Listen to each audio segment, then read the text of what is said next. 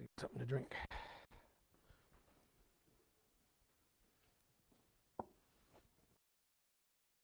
All right. So we're looking at Mishpatim. We're looking at the different rulings and stuff that God gives after the 10 Commandments. Okay? Kind of explains these things. We went over the 10 Commandments, the 10 utterances, as it's really called. The 10 utterances. And this kind of goes through everything that's been, that God gave us as the 10 utterances, kind of fitting them in. And one of the things we need to understand is God is not condoning slavery, but you can understand that at this time, there were no factories, there were no shoe stores, stuff like that. People did these things on their own, but they also, in order to make a living, had to work property and stuff, okay? And in essence, the word that says slaves also means a servant or to work to an employee, okay?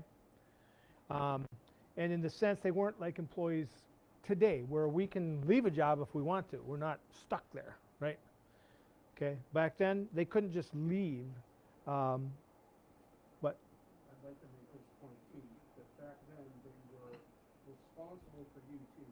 mm-hmm. Well, you can leave the job today, but they also don't have the responsibility for you. If you leave and you end up going broke already, that's on you. It's not Yeah. on them. Yeah. Back then, the owners were responsible for your care, for your housing, for your food, taking care of you. Care was not like what we did in the South. Yeah. Slavery that goes on in the Muslim countries is not what we're discussing here. Okay. That's actually Roman Roman slavery. slavery. Yes. And you can even Yeah, Roman slavery, yeah. They will say that the church will say that that's not true, but chattel slavery existed in Rome. Yeah. Oh yeah, exactly. And it continues today in Islamic countries. But their slavery is totally different from what God is calling for. Okay? And this slavery here we're talking about, like I said, it was like an employee and employer. In essence, the employer did own you for a certain period, as it says here. God gave 6 years for a Hebrew slave to work, and then he was to be set free in the 7th year, called the Shemitah year, or the year of release, right? That wasn't so in any of the other nations. Not only that, slaves however you wanted. You know, you had to treat them with respect. They're human beings, after all. They're still made in the image of God, so you took care of them. And if they wanted to stay, God made it possible for them to stay by having them go up to a doorpost and with the witness of a priest and pierce their ear. Now, that wasn't for earrings, okay? I know I hear people say, yeah, see, they had pierced ears. That generally, pierced ears just meant that you belonged to somebody.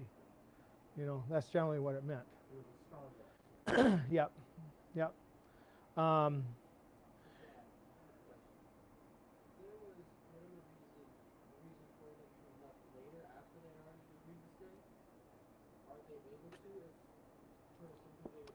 That would be up to the slave owner. Yep, just cut the whole ear off. The thing is that situation, it's a trust between the master and the slave, or the master and the servant.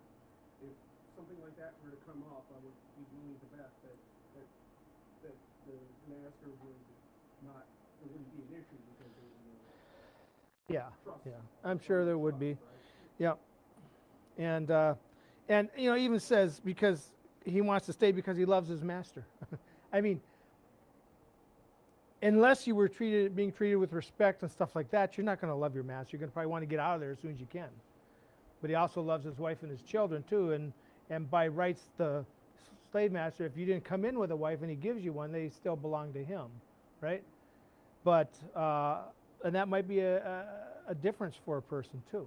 But I know that in a lot of jobs and businesses today, you know, if things are going bad for a person, they can get out and go.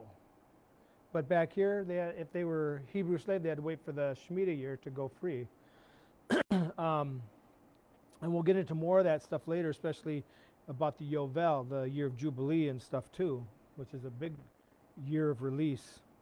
But there's rights given to the slaves, especially the female slave. The female slave was not to be treated like a male slave, okay? Because more than likely, she was going to be either the master's wife or for his son or in that type of thing. And so she was to be treated as a woman, be treated not as property and stuff, but be treated with respect and with the same rights as the wife, as a regular wife would be, you know, or a daughter, okay? And if they mistreated her, they had to let her go, you know. They couldn't keep her. They couldn't sell her to a foreigner. In the same way with the Hebrew slaves, you can't sell them to a foreigner. They need to be redeemed, or in the case of abuse, as we see, for knocking out the eye or injuring an eye. It doesn't have to just be knocked out, just injuring them in the eye or breaking their tooth. You know, it could be a chip or whatever. You had to release them. You had to let them go. Whereas in most other cultures, that didn't happen. It's like, oh, well, you know, you got one eye now. That's fine. You're still mine, you know. And that's not what God wanted. God was not condoning slavery. He was in the act of trying to, knowing that this is how people do work, how they survive, not like the other nations, though. They had to be treated with, they had rights, and they had to be treated with respect and honor because they are still God's creation, okay? And the slavery back then with Israel was completely different than what we had in the United States in the past, in Europe, and that still goes on, like I said, in Islamic countries. They're still buying African slaves today. I don't know, a lot of people, you don't know that. They're also they like to buy young women. That's why, and I'm sad to say, but we need to be really careful that they do send hunters out to look for women and kidnap them and sell them to them. Okay? There's a lot of money in that, and that's where a lot of this is going on, especially Mexican, Spanish, or even indigenous women. Okay? That's what they're looking for. Blue eyes and blonde hair are prizes. They're prizes, but they are too revealing, too, they stand out. That's something that we need to go back to Mishpachim, right? Those who kidnap. Exactly. I've said it before, we need to exact this into the laws in the United States, around the world, that a kidnapper is to be put to death. Whether they've still got the person with them or they've sold them already, doesn't matter. Once they are caught and they are proved guilty, they automatically should get the death penalty. And it should be done the same day. Yes. The same with a murderer. 2 witnesses, at least a minimum of 2 witnesses, exactly, just like what the Torah says. And it shouldn't be delayed like we have 13. On average, a death row inmate is what, 13 years before, on average?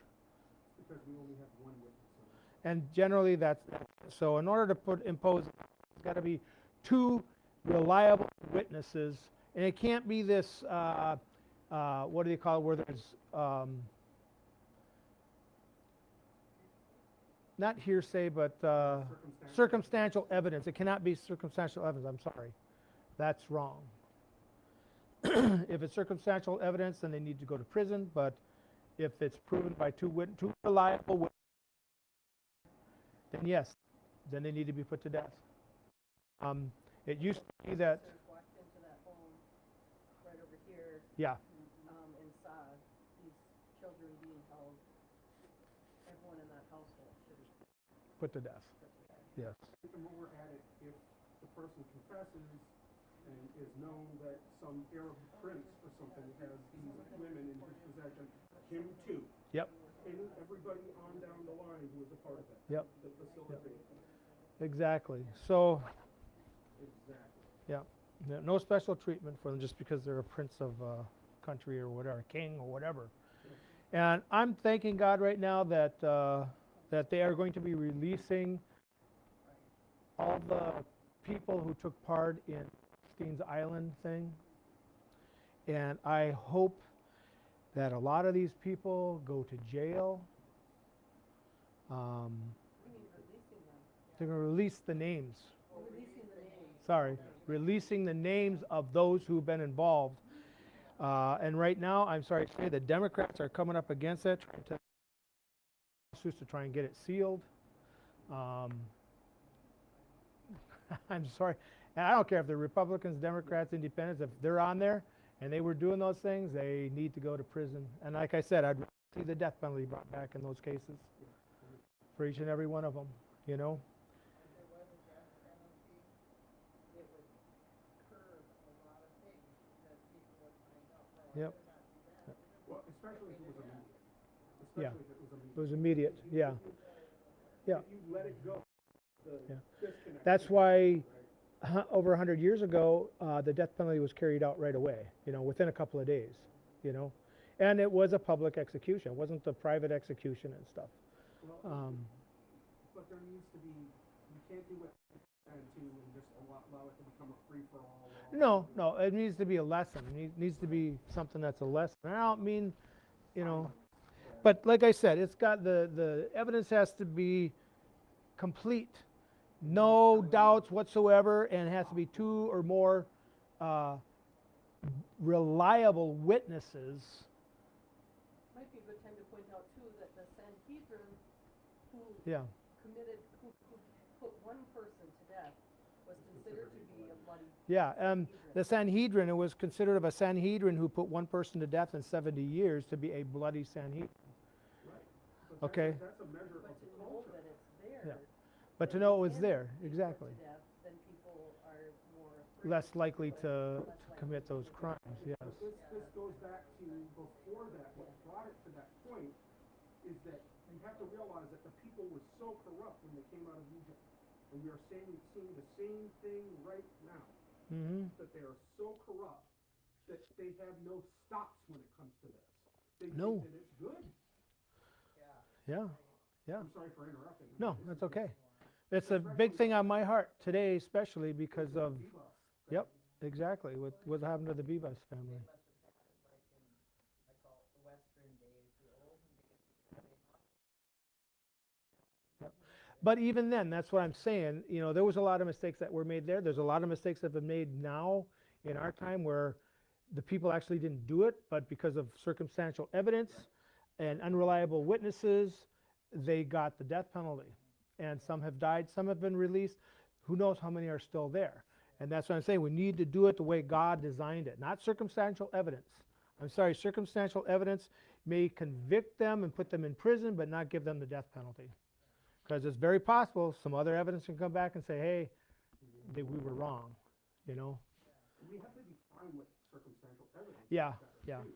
Because now, under our jurisprudence, what is forensic actual blood evidence is considered circumstantial because it is not an eyewitness. Right, it's circumstantial. If you can prove that the person was there at the time, but you still have to have some type of witnesses, you know? I mean, that's the thing. And I understand forensics and stuff in that sense, but sometimes they've gotten it wrong too. Oh, a lot of times. A lot of times. A lot of it is bunk science. Yeah. Like that hair analysis that the FBI used to do, that was bunk science. Yeah. I mean, there's a lot of things that we have to be careful of. I mean, but the best thing that will keep that from happening is following God's instructions. You know, one of the things I learned when I was with Walmart and the Walmart culture, and I do love Walmart in that respect, even though I know they've gone a different route. Sam and his son John would be turning over in their graves if they knew it. Is that it was respect for the individual. Walmart took care of its employees at that time. Went on for years when his son John took over before he was mysteriously killed in a plane accident. But they respected the individual. They took care of the employees. You know, they one of the big things that Sam wanted was the store to have more employees than it should, so that customers could find what they're looking for. The shelves would be stocked correctly, stuff like that. And ever since John passed away and his brother took over, he gave it to the CEOs. You know, gave it to them. They started cutting back because we need to make more money, and so they started, store bare minimum. You know, which is sad. I mean, and you probably know it too. If you go into the store, it's hard to find somebody, to find something. You know. Or pushing those big carts and stuff, but they won't help you because they're grocery shopping for somebody else, I know. And many of them aren't polite either. Well, just like at that,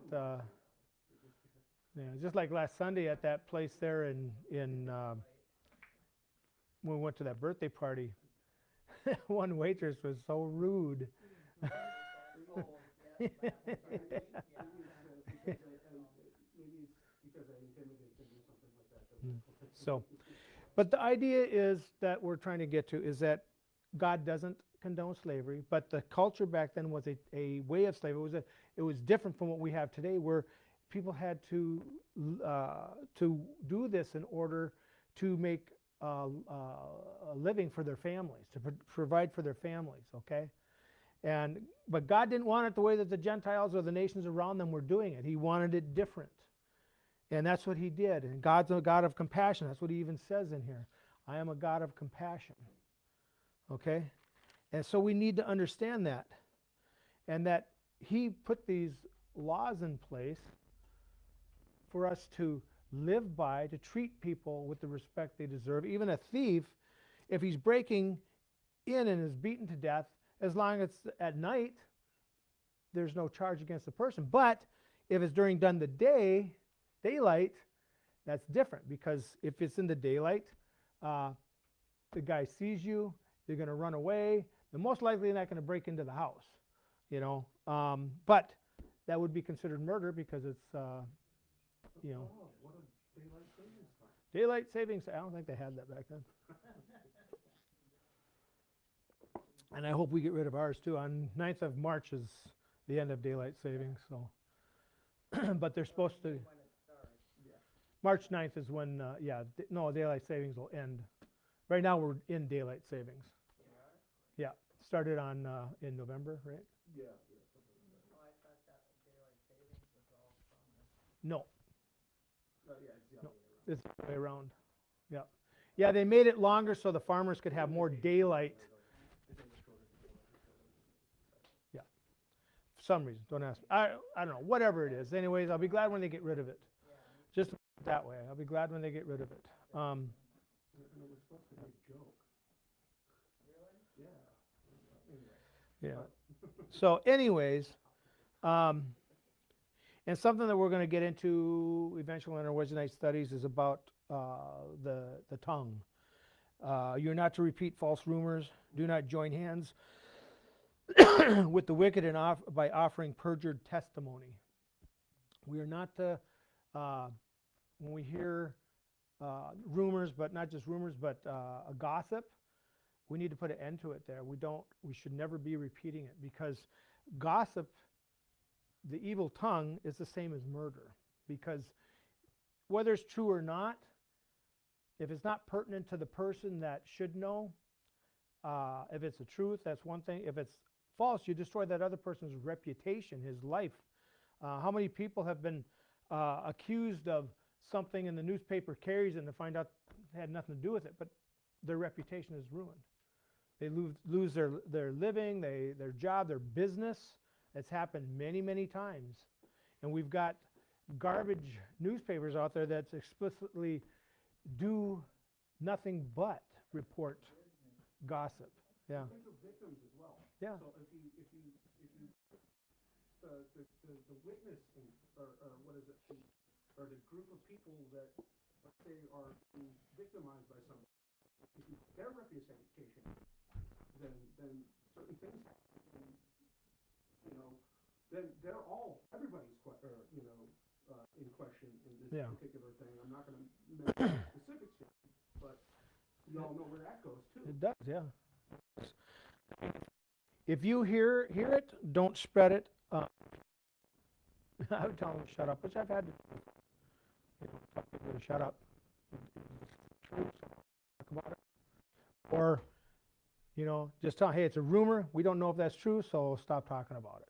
Listen to the L word, not the gossip. Because we need to shut it off. And the thing is, if we don't do anything, we're almost as guilty as they are. I mean, basically, it says we are guilty as they are for allowing it. And we got to be careful what that is. And that's why we're going to go through that book to understand what it actually is.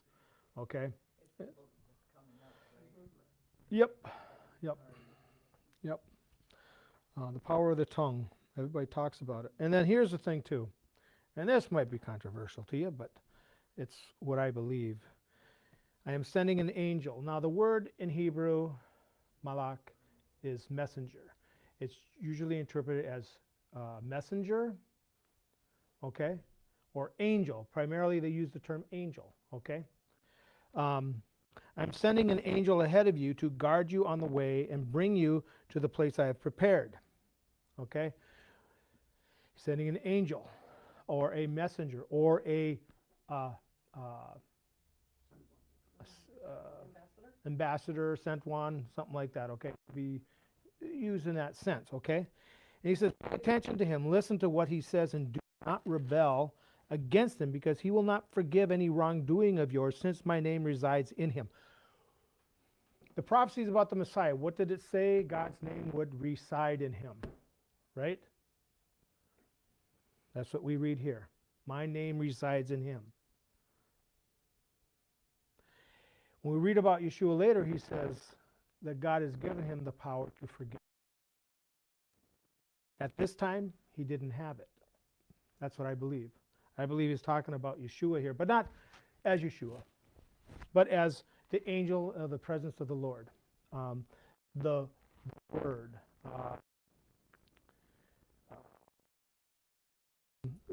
Same thing we read in Proverbs chapter 8, verse 23 down. And also in the ancient book of Enoch, it talks about heaven rejoicing. God picked for the Messiah. It even says in there it was one of the angels, one of the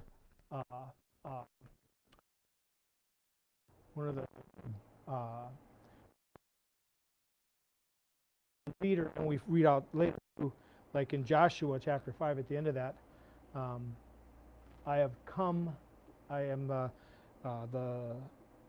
captain of the army of the Lord, and I've come just now. And what does Joshua do? He bows down. He takes his shoes off. He's still take his shoes off, and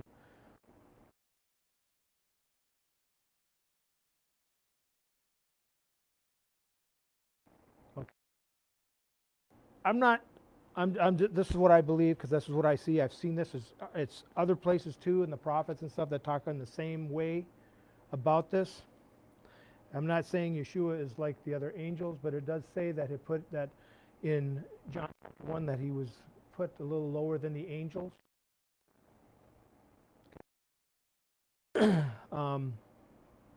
It's just something to dig and just look at the possibility. I believe that when Yeshua came, he was a human being. He wasn't God in a human form. Because if he was God in human form, of course he's going to be tempted and not have to worry about doing it or any of these things, because he's God. God can't be tempted, right? Yeah.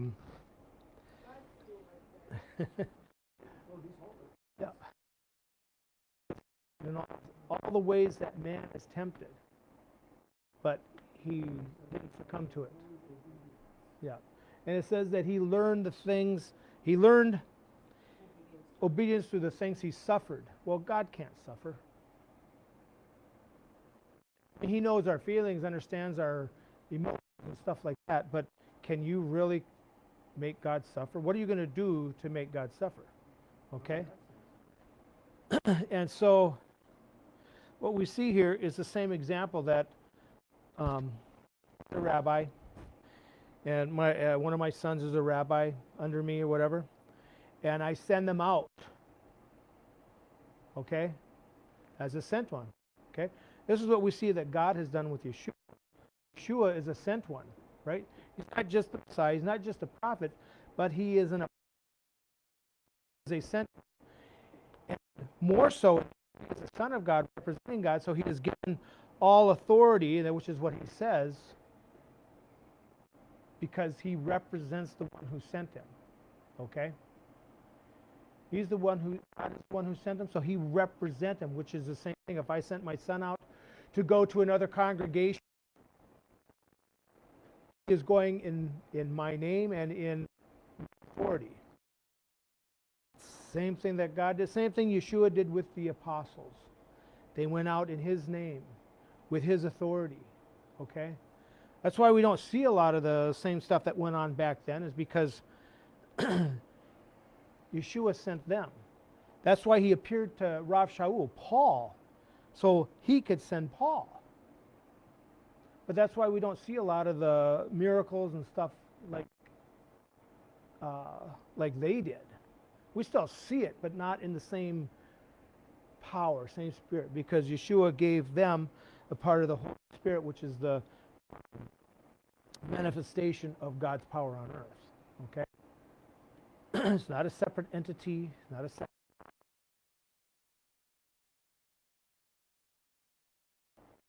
Okay, there is one. Yeshua said when when somebody called him good, he said, "There's no one good but God. Call me good." Why are you calling me good? There's no one good but God, right? He says that. He never once called himself God. He never once said any of those things. These things came up later on after after the Gentiles took over the church. They started bringing in a lot of these concepts from in order to get the pagans to come in and be a part of it. Even Constantine changed a lot of this stuff. No more that everybody was a Christian now. All the temples would become churches, separate from the synagogue. The apostles and the followers of Yeshua, up until that time, met in synagogues. They didn't have their own separate places, or they met in homes, which is still done today. But churches did. That's how the churches, the buildings, former pagan temples and stuff, and they still kept a lot of the pagan ideas, pagan things, the statues. They just changed the names. A lot of different things went on. And the thing is, in the Catholic Encyclopedia, they admit the whole thing. They admit it. All these things that they did in order to get the pagans to become Christians. Okay? And it wasn't a message of salvation. It was a message of, you can continue doing what you're doing, but we're going to do it under your name. You know, there'll be some things that you're not going to be able to do, but, you know, we'll get into that, basically, is what happened. Kind of gotten the modern church, or why the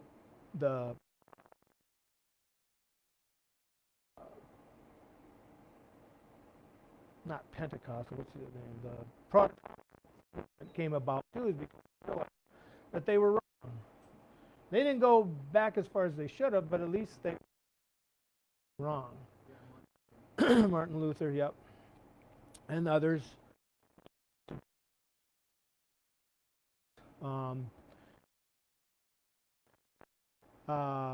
Interpreting the Bible into people's language to give to the people. And it was outlawed by the Catholic Church for anybody to own scriptures. Only ones who could have scriptures were those of the priesthood of the Catholic Church, etc. That's it.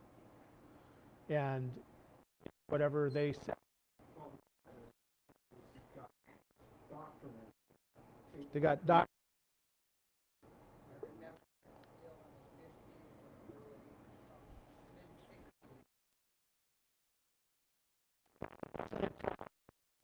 '64, '65, '60.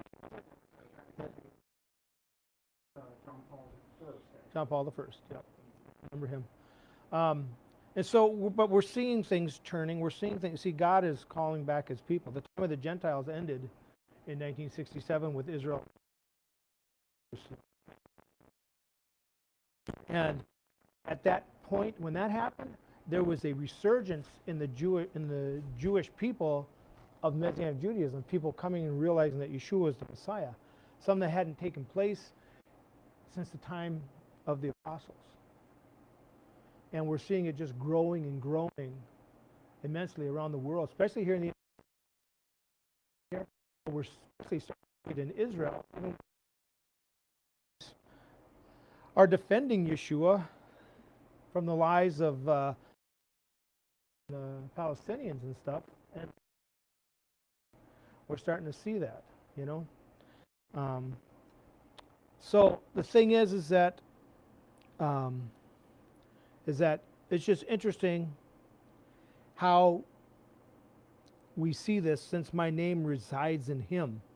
But if you listen to what he says and do everything I tell you, then I will be an enemy to your enemies and a foe to your foes.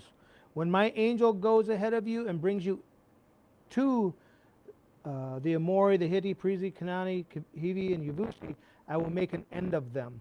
You are not to worship their gods, serve them, or follow their practices. Rather, you are to demolish them completely and smash their standing stones to pieces. Okay?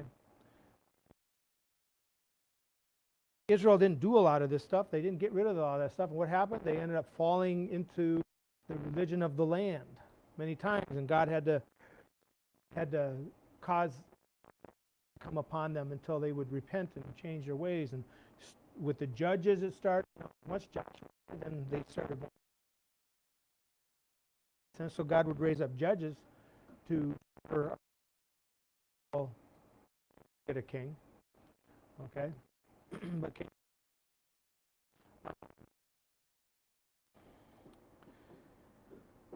but I think the interesting thing is that God called Moshe up to the mountain. Now, what we read here is it says, you, Aharon, Nadab, and Abihu, and 70 of the leaders. Well, we don't get 70 of the leaders until later on. So a lot of the stuff we see here, we're not going to understand until we get to the other stuff. Where did they come from? They're already here. Remember, there's 5 different books, and there's 5 different views. I mean, it's from Moses, but 5 different things that are going on, because when we get to Leviticus, now there's a lot of the laws, mostly for the priests, into how they worship God, how the festivals. We read about the festivals, whatever. There's not much information there except for Passover. But then we get into Leviticus and we read more about all of the festivals and stuff, and all the different things that are about it and stuff like that. So it looks like it's out of order, and it is in a sense if you look at the other books, but it's in order correctly here in that, remember, Yitro last week told him he needed to pick leaders to help him with the judgments and stuff like that, right? Listening to the people. So that's where we get that. And we get a further understanding later in the book of, I do believe it is, where, or no, it is in in Leviticus, that God takes the tribe of Levi as the priests and Levites and stuff. But we see a lot in the elders. Moses complained to God, I can't do this all the time. You gotta. He says, "Oh, take 70 of your men who are going to be there, and I'll take some of the spirit off you and put it on them." Right? Well, we read that further. It kind of shows more of what was going on at this time. And so there's the 70 elders. There's what we call the Sanhedrin. And what's interesting is that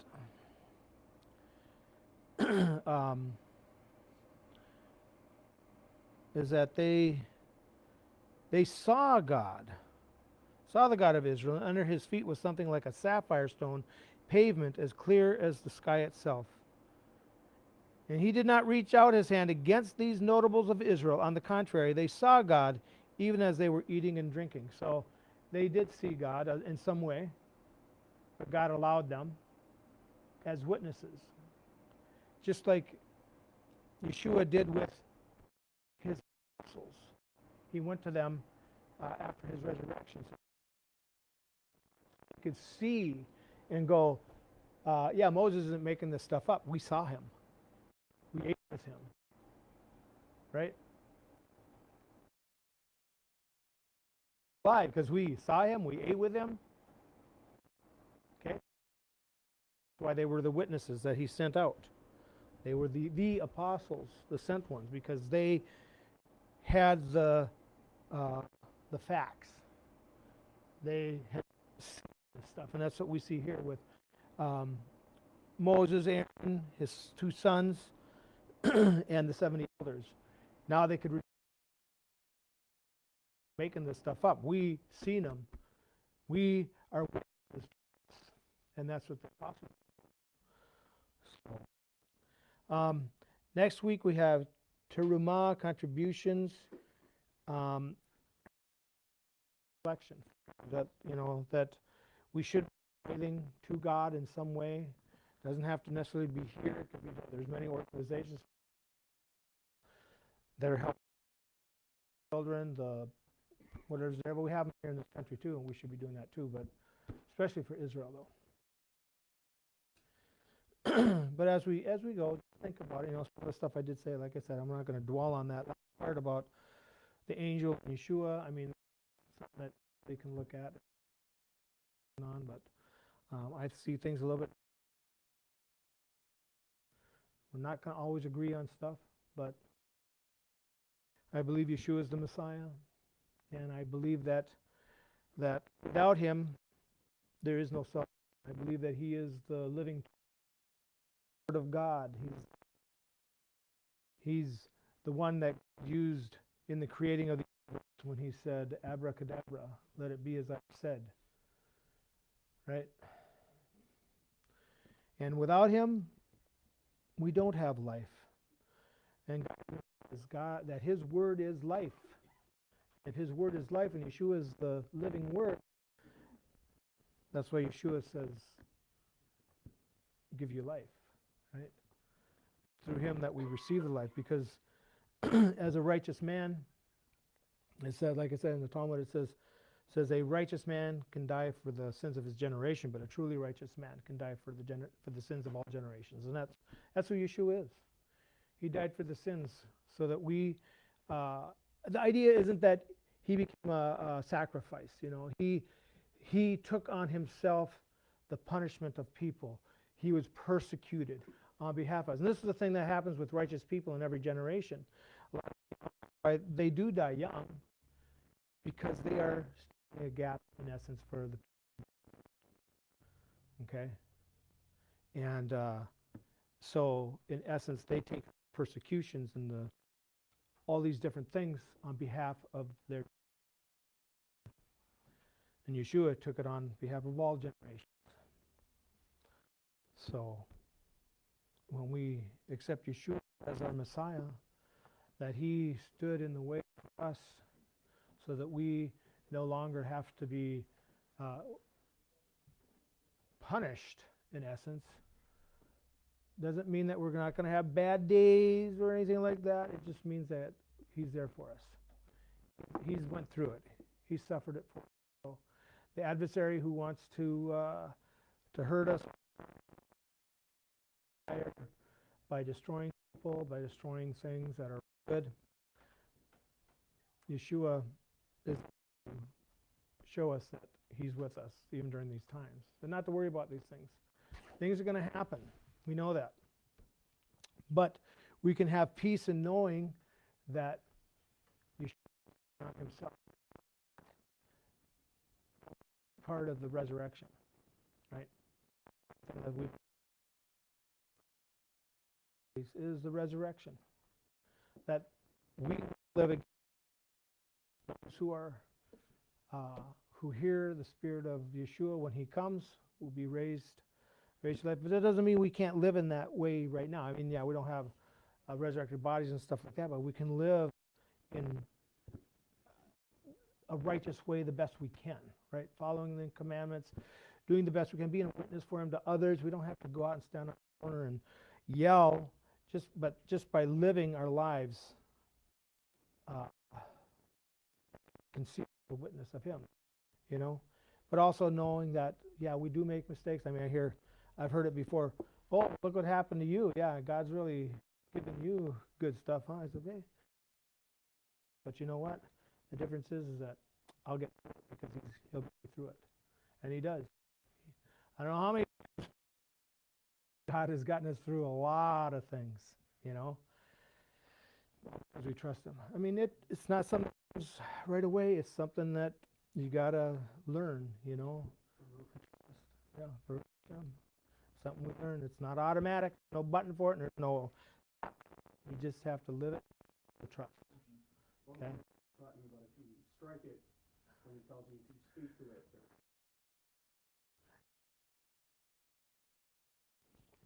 So think about that as we go this week. All right. Bow our heads for the blessing.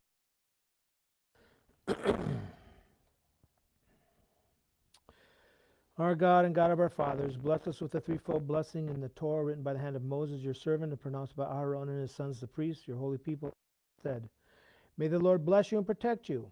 May it be your will. May the Lord make his face shine on you and be gracious to you. May it be your will. May the Lord turn his face toward you and grant you peace. May it be your will.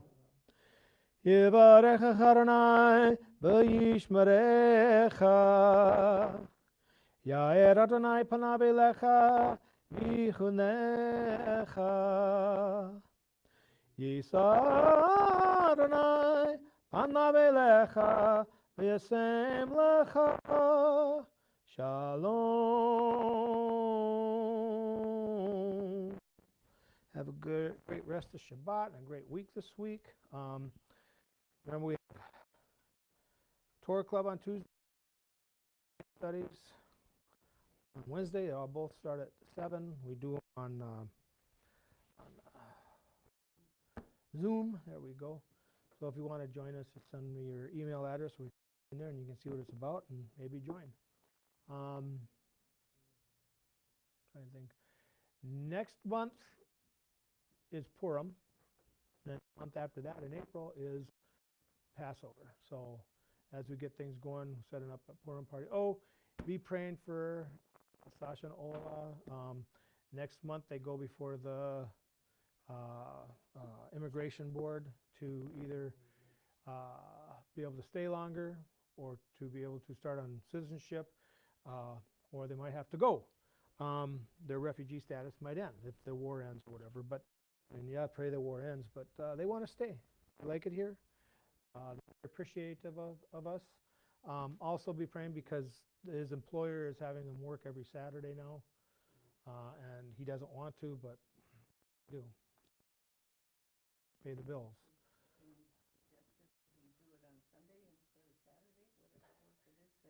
Because they go to church on Sunday, or the employer and stuff goes to church on Sunday. So I guess he's. I know, and him and I, we're gonna get together and talk about this stuff. So. and knowing even if it is the former Soviet Union, he's probably but they don't take the accreditation in the United States. Exactly. But she does have a teaching. It'll be a teacher here. She's teaching at the Black Duck School, which is good, but still it's not a lot of money. And yeah, I think you're right. I think he was a scientist or something there, in that sense, and it would be nice. It's very possible he could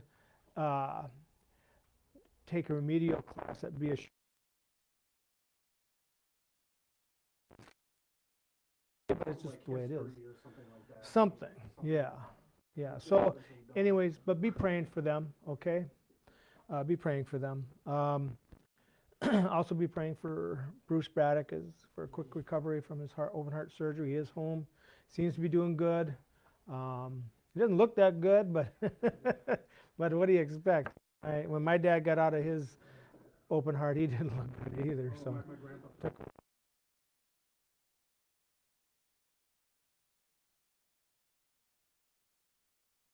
They do want to come back once he's better and stuff. Start coming again. So just be praying for them. Just trying to think if there's anything else. Continue praying for Israel and our own country because it needs it. They need it. We need it. I guess that's it. So Shabbat Shalom. Shabbat Shalom. Shabbat Shabbat Shabbat Shabbat